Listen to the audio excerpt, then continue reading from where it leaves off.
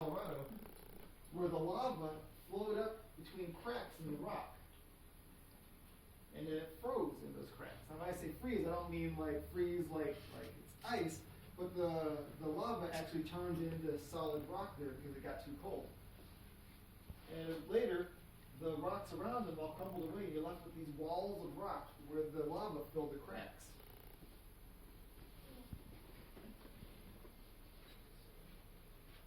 Here's a place in Arizona, actually, where you can see a large number of smaller volcanoes.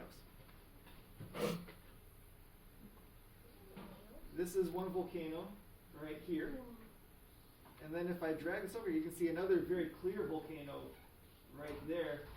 There's another volcano there, and there's some in the background as well. And I'm actually standing on the top of a volcano right now while I take that picture. This is the top of another volcano that I'm on.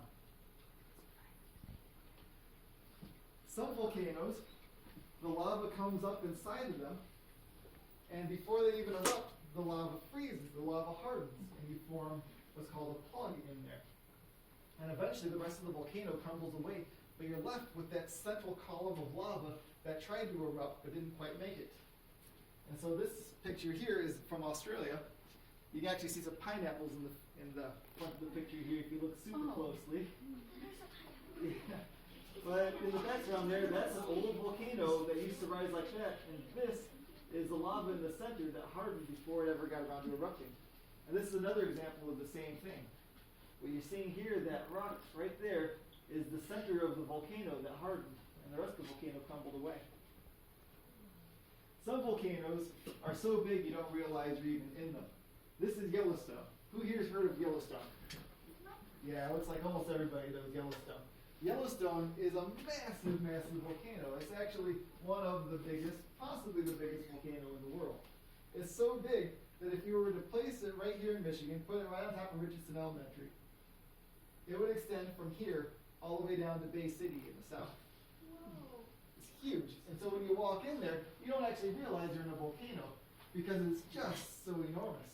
But some of the evidence that you're in a volcano is you get a lot of geysers and hot water bubbling to the surface.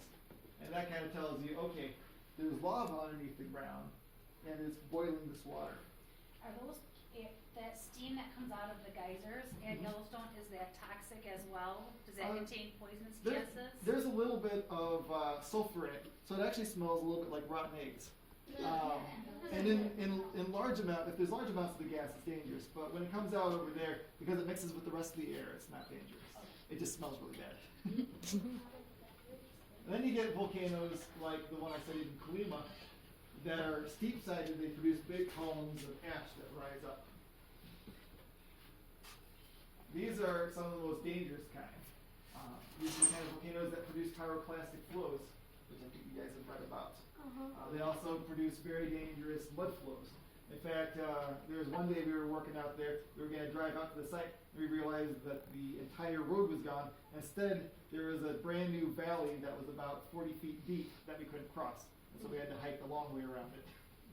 So these things can be quite unpredictable. But they can also be very powerful, very beautiful to watch as long as everybody's at a safe distance. And then you get your Hawaiian-style volcanoes that produce the liquid lava that everybody loves to see on TV and in movies. It's beautiful stuff. Here's some of the lava entering the ocean at Hawaii.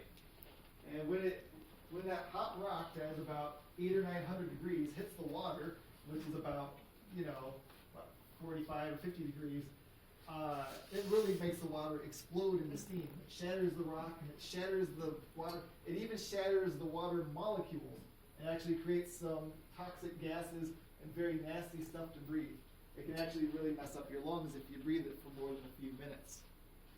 So when you go to a place like that, you want to make sure you're not standing in the steam as it blows back towards you. You want to stand at a safe distance. You'll notice I'm looking at it from the side where there's no steam coming in my direction. But there were several times when I had to go and pull tourists out of the steam who didn't know that they were in danger. Here I am with a friend at night watching the lava flow into the ocean. Right there we're watching the newest beaches in the world form. You go out to a beach here in Oscoda or anywhere around the world, you look at the sand is 5,000 years old, 10,000, 20,000 years old. out there, the sand is 5 minutes old. It's forming right there in front of your eyes. Awesome. Very cool. But you obviously wouldn't want to go swimming at that beach, would you? It's a little too risky. You have to watch out for sharks. That's true, yeah. You get to watch some pretty cool lava flowing at times. It's some pretty amazing stuff to watch.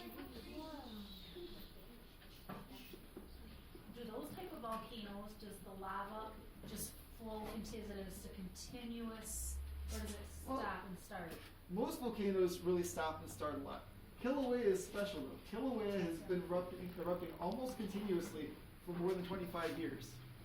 But Kilauea is the only volcano that really does that. Most volcanoes will do nothing for 10 or 15 years, and then you'll get a big eruption, and then it'll do nothing for another 20 or 30 years. Sometimes they can go 200 or 300 years without erupting. And then all of a sudden, yeah. And that's why you need volcanologists, because people live around volcanoes, and they say, and the volcanologist says, oh, this volcano's going to erupt. Well, we've lived here our entire lives. This volcano never erupts. You say, well, that's because it only erupts every 200 or 300 years. You don't want to be here when it does erupt. And so it can sometimes be very hard to convince people to leave their homes because they say, I've seen some videos, interviews with people like around Vesuvius, where you have Pompeii, places where people have died in the past. That's the video where we saw the actual bodies that were, remember when the pyroclastic flow came and you saw the bodies? So yeah, but you know what's funny though? You watch interviews with some of the people who live around that volcano. They say, this volcano will never hurt me. My grandparents lived by this volcano. My parents lived by this volcano. I live by this volcano. I know this volcano. It won't erupt and hurt me. Even though they live in the same area where it's killed people before, but that's because it only erupts every couple hundred years. And so it can be very difficult to convince people, even though you think you know the volcano, you don't. You got to watch out. This is the picture that I took out there. I took this from about 6 or 8 feet away from the lava. And it was close enough that after I took the picture, I noticed my skin was slightly burned, like a sunburn. And I took it back home, and I showed it to people, and they said, wow, it looks like a dragon. I said, oh my, you look up there, you gotta look up at the top, it looks like a pair of eyes there, and then a mouth, and spikes around. And now every time I look at it, I just see a dragon every time. Every single time. It's so funny. So, the lava and volcanoes don't really care what's in their way. And so this is the road that we walk out along pretty frequently. Obviously, there's not much of a parking problem anymore there, right? So yeah, there's actually several roads out there that they had to rebuild because, yeah, the lava just flows right across them. You can't really drive across them anymore. So they do rebuild roads once that happens? They do. So how do they have to chop all that away and then rebuild, or do they just... They just build over it usually, which they just get a lot of heavy machinery to kind of crush it down to a flat surface. Wow. And, yeah. Can they build walls? Can they build like a wall to protect?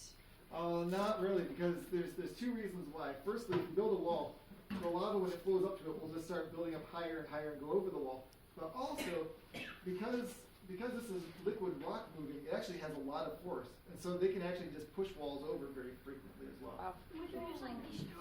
So I'll take questions Hands a little down bit for now, later. yep. Talk a little more. Not all of the work a volcanologist does is out in the field on the volcanoes. We actually do a lot of work in offices and in laboratories too. This is a tank full of water here.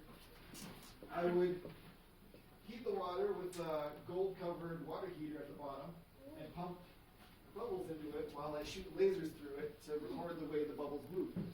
And you can't really read on here, but there's a little bit of a joke sign all around there that says "Caution, hot lava," because this was simulating lava there.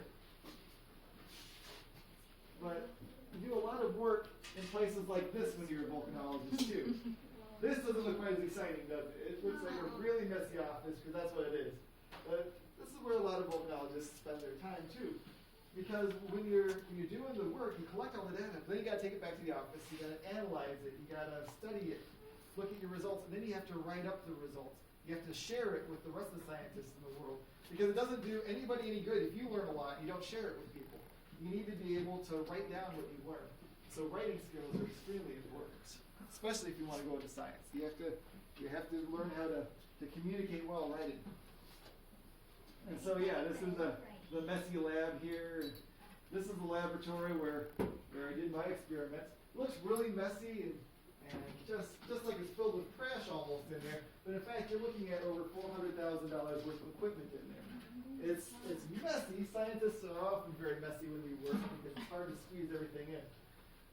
But this is where some of the most important work actually happens. This is where we learn about the processes that go on. Yeah, that's all I'll show of that. So I'll put another video on showing some of the lava flows, and then I'll talk a little bit more and start answering some of your questions. Let me pull up some video from Hawaii. I think you guys would like maybe a little few lava flows.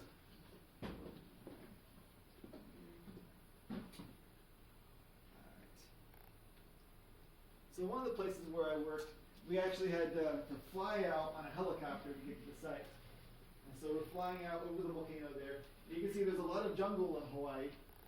And then the places where the lava flows cut through, it actually burns the jungle down. And you can see these big flat areas where the lava flows have come through. And there are constantly fires burning out there.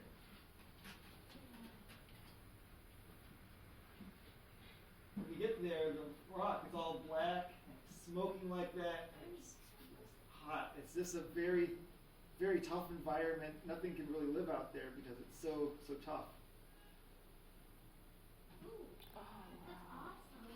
It's like a sandwich. That's amazing. So we've got a few things that we wanted to show you. We'll play this in the background while